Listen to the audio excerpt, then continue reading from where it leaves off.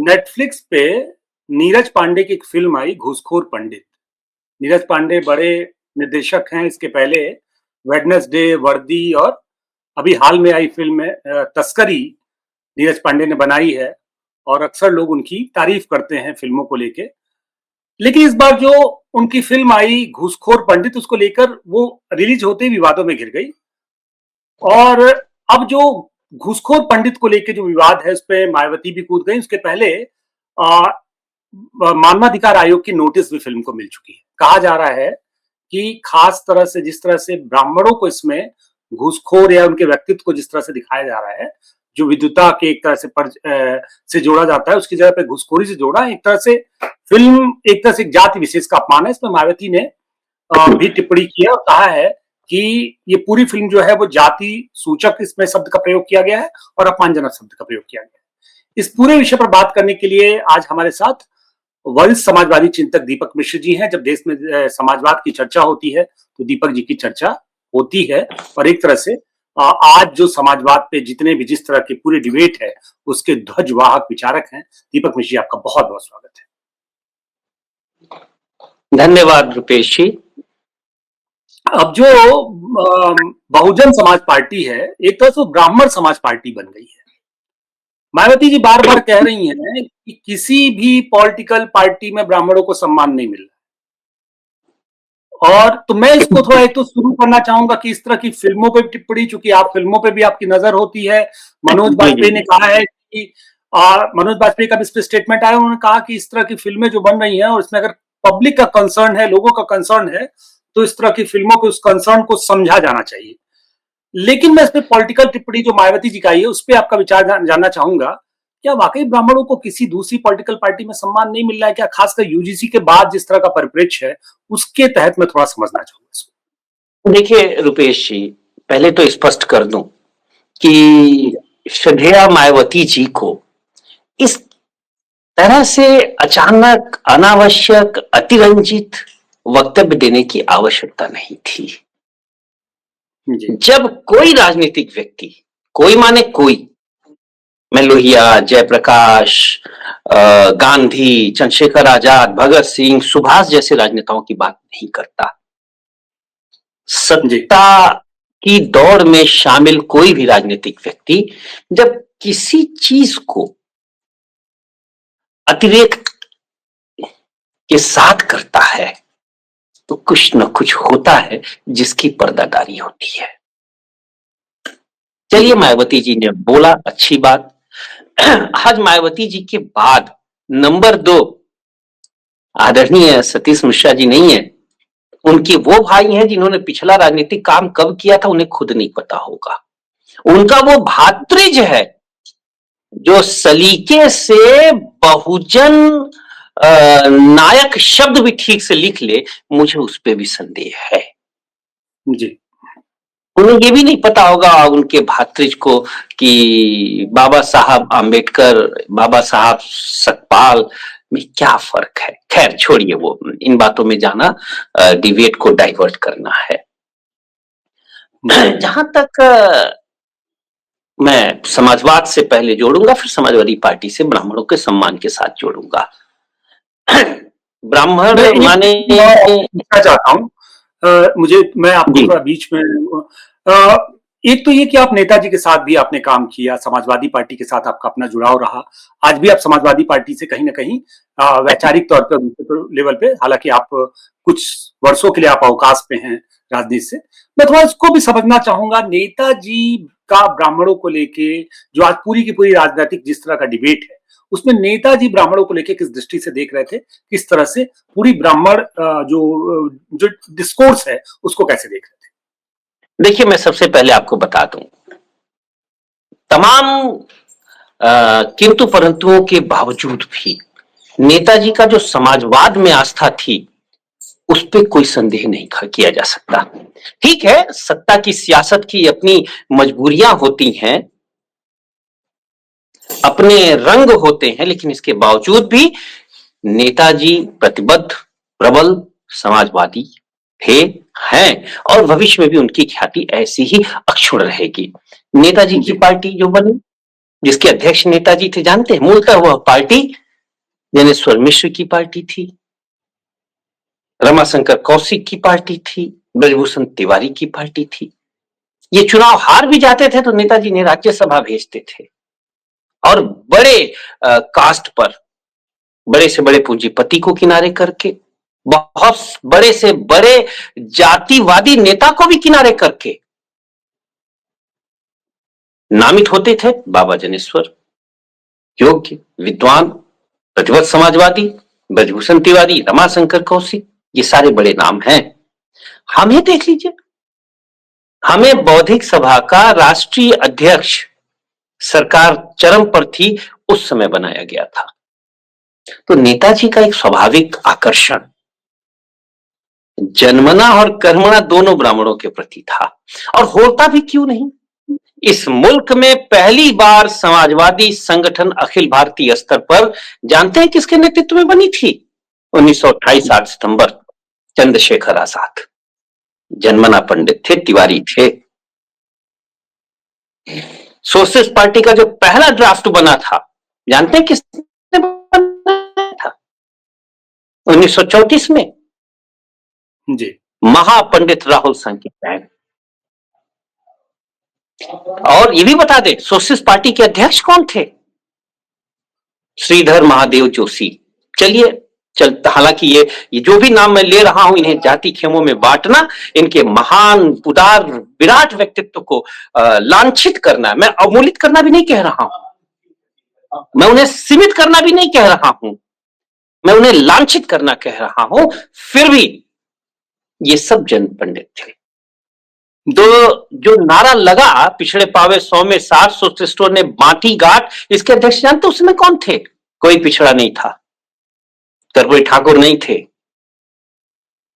राम सेवक यादव नहीं थे, श्रीधर महादेव जोशी थे। और इस नारे की जो व्याख्या की थी, सबसे बड़ी व्याख्या लोहिया के विशेष अवसर के सिद्धांत से जोड़ते हुए मधुलिमय ने की थी, वही पंडित थे महाराष्ट्र के। तो इसलिए नेताजी को जो सम्मान था, पढ़े लिखों के प्रति उनका जो सम्मान था, ब्राह्मणों के प्रति जो सम्मान था, मुझे कहते हुए जरा भी हिचक नहीं है कि वर्तमान राजनीति में वह सोच किसी भी व्यक्ति में नहीं, किसी भी व्यक्ति माने किसी भी व्यक्ति में नहीं। मायावती जी को तो मायावती जी पे क्या बोलूं, लेकिन एक चीज और बता दूं, अभी इस फिल्म में आइए, सिनेमा का लोकमानस पे बड़ा प्रभाव पड़ता है। डॉक्टर लोहिया तो बकायदे बैठ के फिल्म बनवाते थे। UR अनंत मूर्ति के उपन्यास पे संस्कार फिल्म बनी थी, स्नेहलता रेड्डी उसकी अभिनेत्री थी, लोहिया ने बैठ के बनाई थी। जब आप फिल्म देखेंगे तो वो फिल्म है मूलतः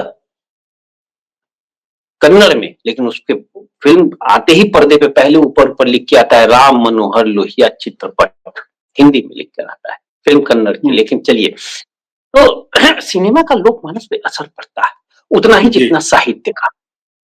भले ही सिनेमा को साहित्य जैसा लोकमानस पे गुरुत्व न प्राप्त हो, लेकिन असर पड़ता है। और उर्दू के तो हर बड़ा साहित्यकार कहीं ना कहीं सिनेमा से जुड़ा रहा, कैफी, साहिब, कैफ भोपाली, सारे बड़े नाम। हिंदी में भी बड़े से बड़े लोग जुड़े रहे, फरीश्वरनाथ रेणु, तमाम वो राजनीति में भी रहे। असर पड़ता है ऐसी फिल्म बनाना जिसमें या सीधे सीधे घुसखोर पंडित कह रहे हो भाई, गलत है। यह घुसखोर पंडित ही नहीं, घुसखोर चमार होता, घुसखोर अहीर होता, घुसखोर बनिया होता तो भी आपत्तिजनक था। ये कौन है पांडे? तुलसीदास है क्या? ये कौन है पांडे? महापंडित राहुल सांकृत्यायन है क्या? उन्होंने देखा कि समाज में आज एक विकृत मानसिकता के लोगों में एक बात फैल गई है, वो हर चीज को ब्राह्मण विरोध से जोड़ते हैं।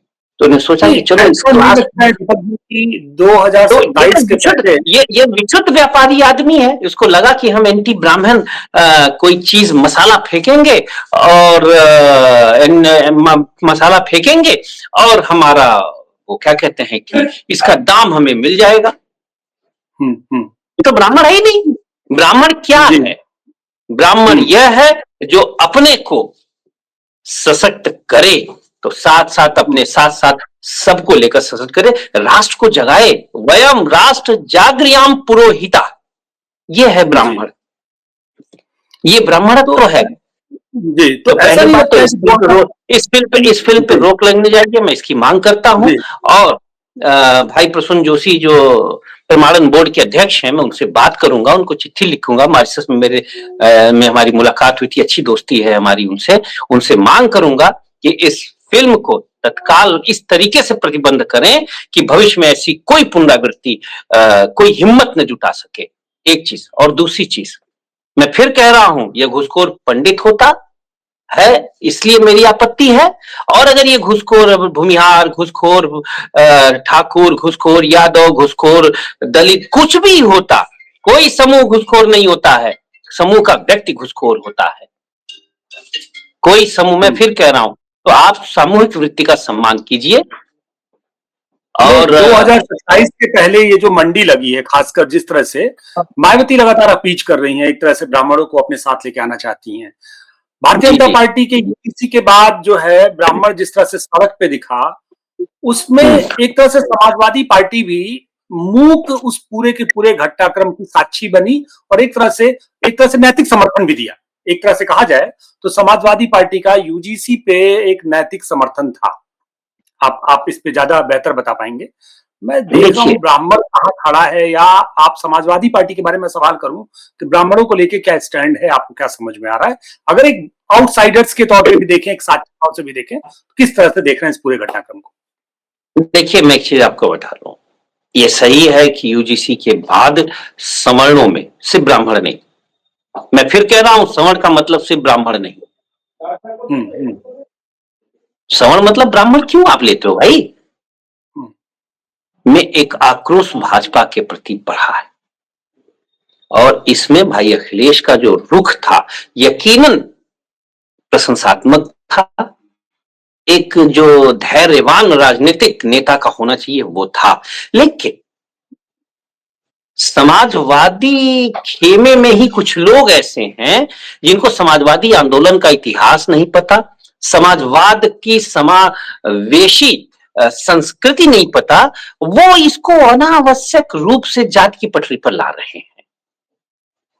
उनके नाते जो सवर्ण बच्चों की बात मैं कर रहा हूं, जिन सवर्ण बच्चों का रुख और झुकाव आया है समाजवादी पार्टी के प्रति, वो बना रहेगा, इस पर मुझे डाउट है। इसमें कई ऐसे लोग हैं, मैं देखता हूं सोशल मीडिया पे उनके बयान बड़े खतरनाक आ रहे हैं, जैसे लगता है कि समाजवादी पार्टी न हो के किसी जाति विशेष की पार्टी है। न ऐसा कभी था, न ऐसा अभी है, न आगे भविष्य में कभी होगा। समाजवादी विचारधारा हमारे मुल्क में विशुद्ध रूप से जातिवाद से लड़ते हुए पैदा हुई है, जिसमें आप पूंजीवादी शोषण भी जोड़ सकते हैं, जिसके नायक चंद्रशेखर आजाद, भगत सिंह, सुखदेव, राजगुरु, लोहिया, जयप्रकाश, ये बड़े बड़े नाम हैं।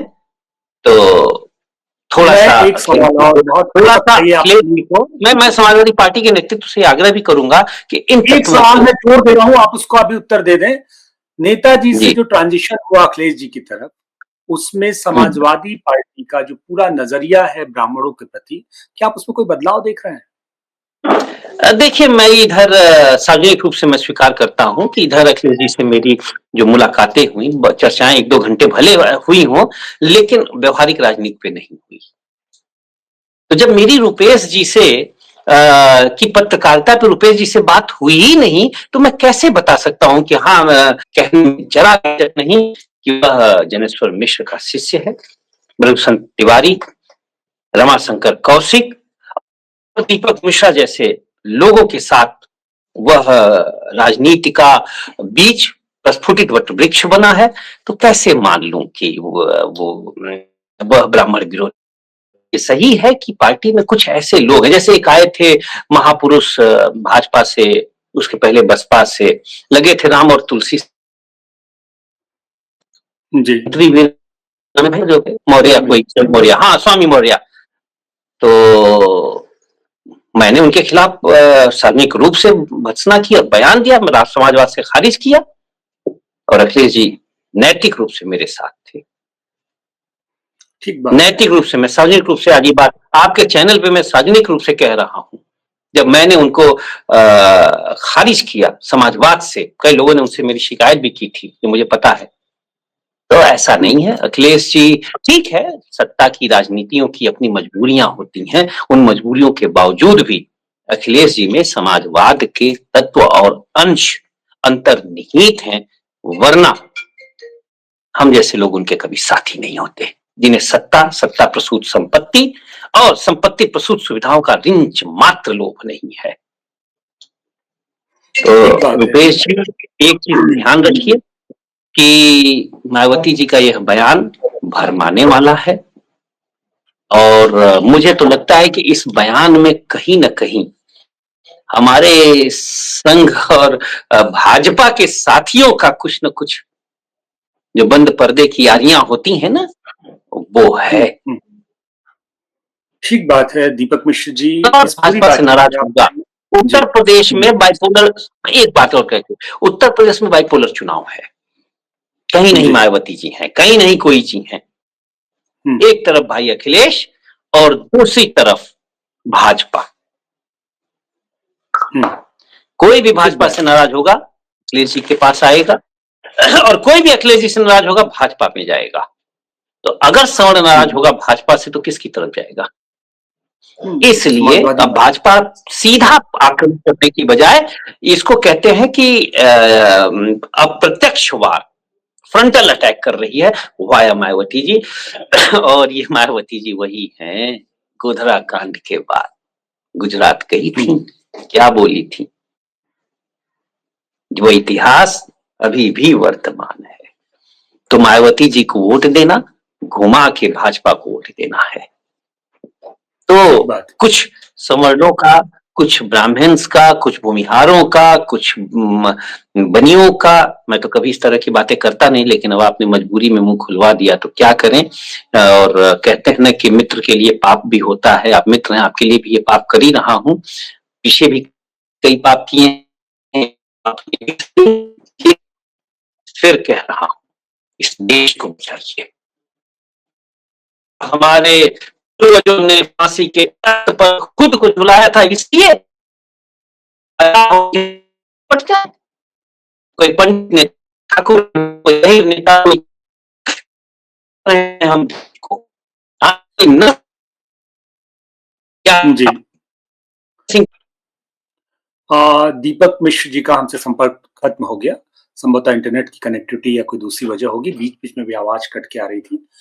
लेकिन ओवरऑल कुल मिला के दीपक मिश्र ने जो बात कही है वो बहुत महत्वपूर्ण है, और इन सारे विषयों पर हमें समझने की जरूरत है। और दीपक मिश्र जी ने अपने विचार रखे, अपना महत्वपूर्ण इंसाइट रखा, उनको व्यवहार, हमारे दर्शकों को विशेष धन्यवाद, विशेष प्रेम, उनका विशेष एक तरह से सहयोग मिल रहा है। आप हमें फॉलो करिए, हमें सहयोग दीजिए, प्रेम दीजिए। नमस्कार।